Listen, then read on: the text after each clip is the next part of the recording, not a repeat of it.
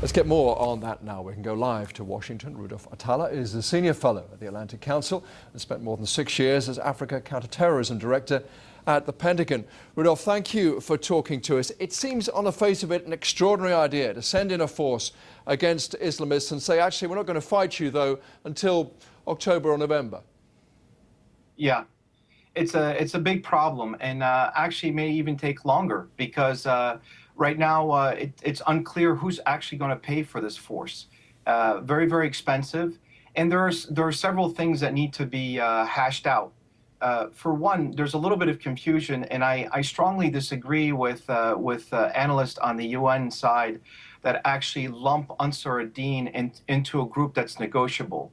They are radically different from the MNLA, the national movement of the Tuaregs that are secular. Ansar ad-Din is not, and very much in bed with AQIM or Al-Qaeda in the Islamic Maghreb.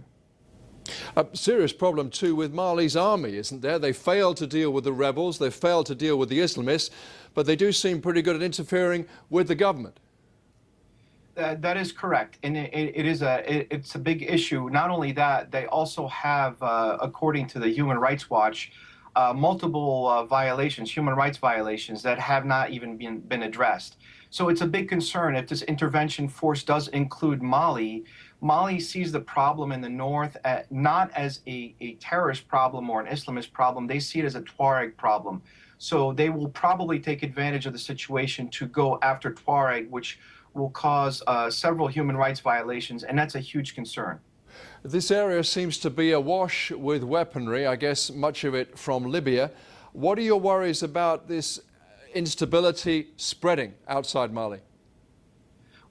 Well, there are several ties, links between AQIM in northern Mali to some radical members in Libya, in Tunisia, and other places. So the chances of it spreading, I think, over time is inevitable unless it's dealt with. And the weaponry, is difficult to pinpoint what level of sophistication, but I've heard several comments that in the weapons that they pilfered or took from Libya, it includes surface-to-air missiles, which is definitely very alarming for the West. Just very briefly, Rudolph, if you can, I know you made a special study of Somalia. Many people will be wondering if we're about to see another similar failed state.